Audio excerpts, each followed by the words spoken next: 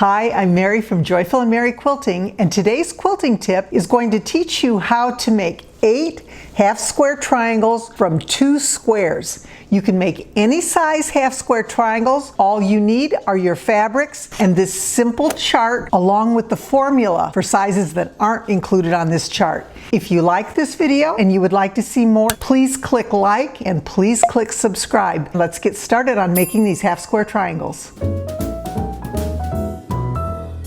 The first thing you want to make sure you do before you even cut these squares is spray your fabric with some type of a pressing solution. Mary Ellen's Best Press, Magic Premium Quilting and Crafting Spray, or whatever you use. That works to just keep everything stable. It helps with pressing. It just makes for a nicer product, a more crisp product. We have already done that. I have already cut out my 6-inch squares to create these 2-inch finished, 2.5-inch unfinished squares, these half square triangles. The first thing we want to do is mark with our pencil the wrong side. We have to mark our sewing and our cutting lines. Now, what I like to do is just turn them over, see which one looks like the line will be most visible, this one. So this is the wrong side of the fabric that we are going to mark. I use the lines on my mat all the time, just as a double check to make sure that I have everything lined up. So I'm going to line up this corner point and this corner point on my mat. Now I am using a mat that's rotating.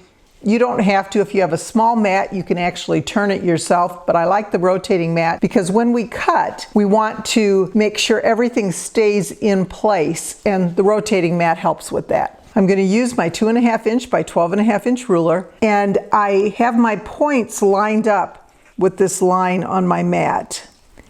Now I'm going to place the ruler right next to the line because we want to draw on that line. And if we cover it up with our ruler, we're not. We're going to be over either one way or another. So I'm going to lay my ruler right next to that line so the line is visible, and then I'm going to start in the middle and I'm going to draw my lines. Now this is that ceramic pencil that I really like. It gives a nice line and it's very smooth when I draw it. So there's my first line. Now I'm going to turn this direction. I'm going to adjust it just a tiny bit because I want to make sure that, once again, I have those points lined up with my line on my ruler. And then I'm going to place my ruler right next to the line. And you know, it's not crucial that they're exactly perfect because we do have a little bit of extra.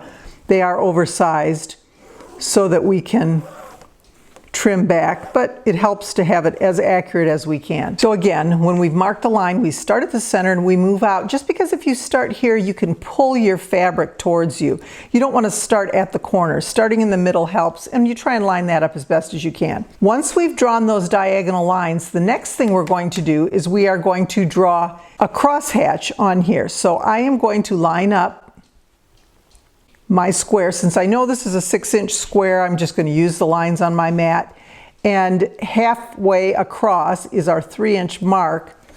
I'm going to draw a line vertically, again right next to that line, not on it, starting in the middle, and I want that point right there is really what I'm going for, the center point. And there we have that. Now I'm going to turn it, do the same thing in this direction. It's still lined up. I haven't moved it at all. And then I'm going to just, again, line that up, start at the center, and move out. So now we have our grid drawn. I'm going to take my pins, and I'm going to pin the 4 diagonal lines.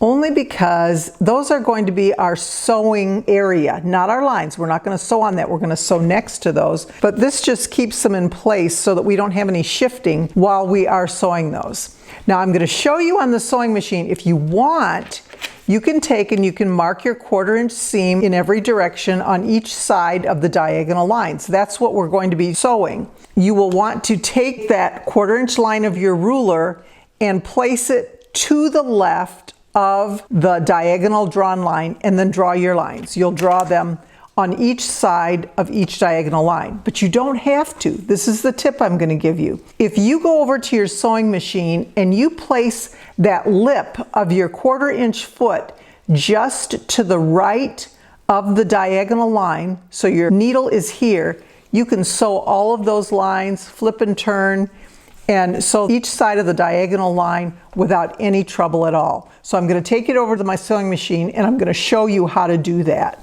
Now we are going to sew a 1/4 inch on each side of the diagonal lines, not on the perpendicular lines, just the diagonal lines.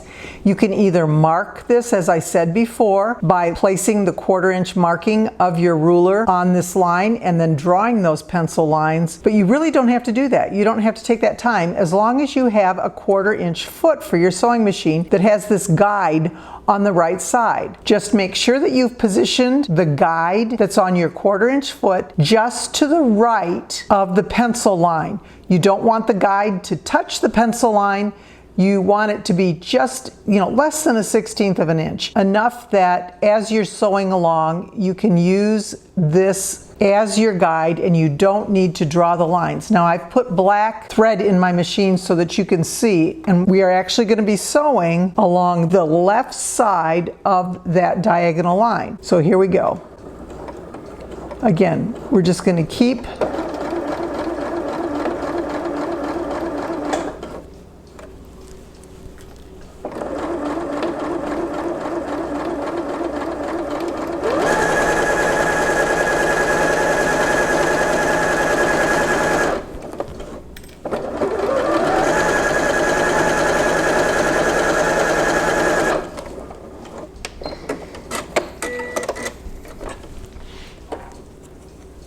So there we have our first seam done. Now we need to sew on the opposite side. So we're going to flip our fabric. Once again, using that pencil line as our guide, drop your foot so that the pencil line and the guide for your 1/4 inch foot are not touching, but the guide is just to the right of that drawn pencil line, just like you did before. Same thing.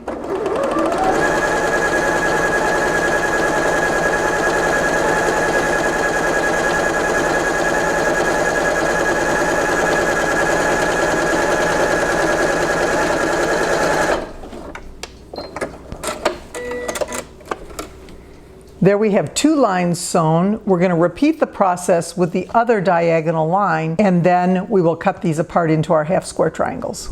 I sewed this in black thread just so that you can see. Once again, we are sewing just to the outside, a scant 1/4 inch. I always hesitate to use that word because it always confuses everyone, but we just want to make sure that we don't oversize that 1/4 inch seam when we cut things out. We've got a little extra, we're trimming back. So here's our sewing lines, the black thread. The pencil lines that we drew are now our cutting lines. And if we do this on a mat that turns, or if you just have a small mat that you can turn, you can keep these pretty well aligned. You don't have to move this as you're cutting. I like to cut my diagonals first.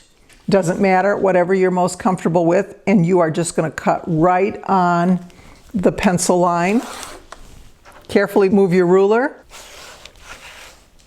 Turn your block.